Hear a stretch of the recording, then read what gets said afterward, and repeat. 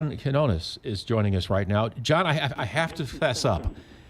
I've never actually seen your show on the network on ABC, but I've seen tons of your stuff on YouTube. I'm in awe of what you and your crew do. And I've seen a lot of them Oh, yeah. Yes. They are really something. I actually was talking about it earlier, and it's the one that I think was the first one I ever saw.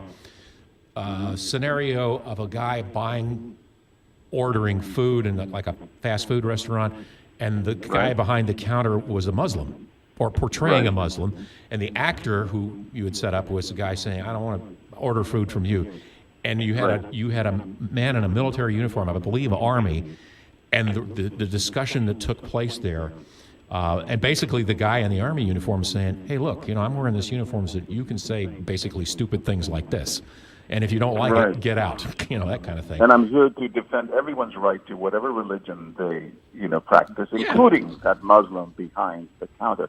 Now, that soldier was a real guy. I mean, a guy who was not an actor. He just happened to come into our scenario.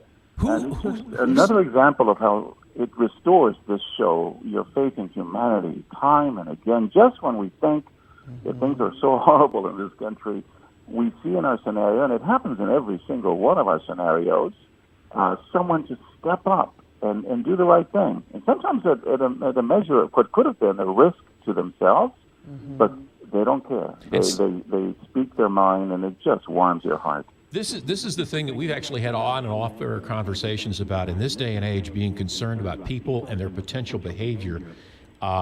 Granted, you're working with professional actors and actresses to set up the scenes, but then you've got the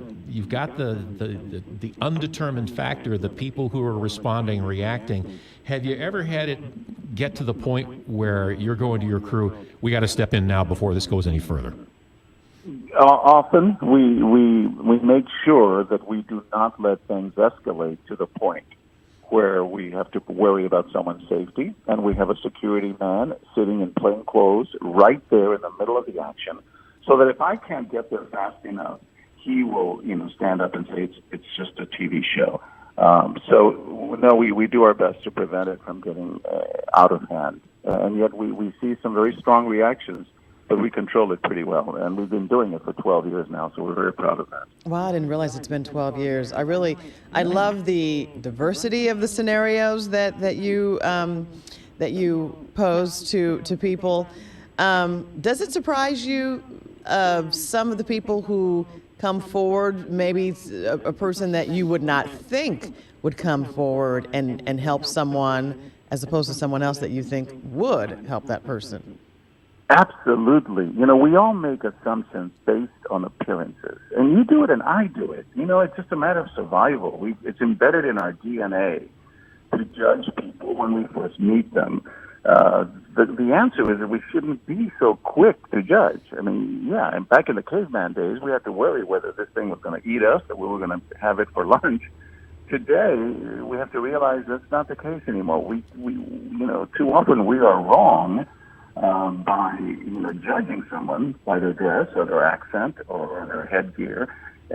So yes, we'll be filming some of these. And in walks this big. We're doing a piece on race, for example, and in walks a big guy, a white guy with tattoos and a shaved head on a motorcycle. He looks like a skinhead, and we say to ourselves behind the scenes, "Oh my God, wait, watch." We tell security, "Be careful with this guy, man. He looks like a real racist." He turns out to be a teddy bear who embraces the victim of discrimination or bigotry.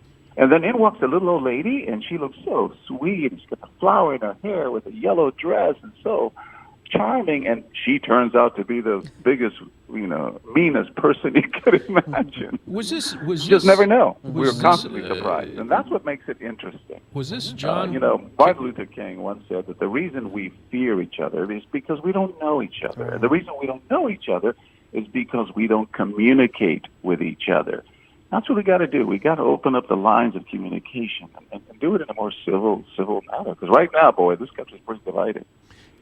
Was this John Quinones who came up with the idea for this whole "What Would You Do" segment? Or did somebody come to you and say, "We got this idea that we're sort of kicking around and we think you would be good to host it"?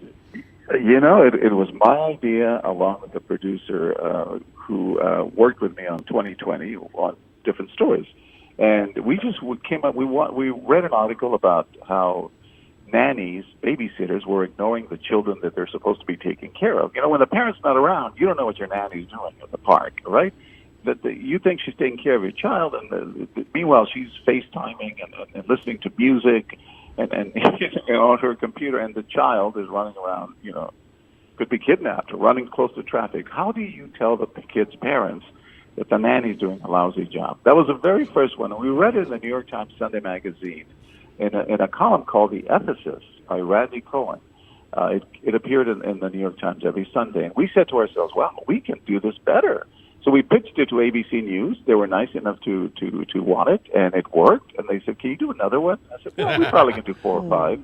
Here we are, you know, 12 13 years later, and we've done 600 scenarios, and we're still going strong. Just a quick question. Do you go to different parts of the country, or do you stay? I notice you kind of do a lot of the New York area. Yeah, we shoot a lot of them here simply because everyone lives here, but we do take the show on the road. We've been to many states. We've been to Nevada, we've been to Texas, we've been to Alabama, you know, Oklahoma, Missouri, Louisiana. We do take it on the road. I love it because geography does matter, right, on these issues. People might feel a certain way in the New York area to certain issues, but in Middle America, maybe in smaller towns, they might not feel that way. You should come to St. Louis. Yes, you should. Come on.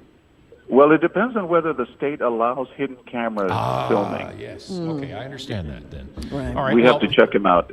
Some don't. We cannot film in Florida, and we cannot film in California, for example. So it depends on what the state laws say. They're based on wiretapping laws from decades ago. Either way, what would you do? The new season premieres tonight on ABC. John, thank you so much for joining us this morning, and continued success.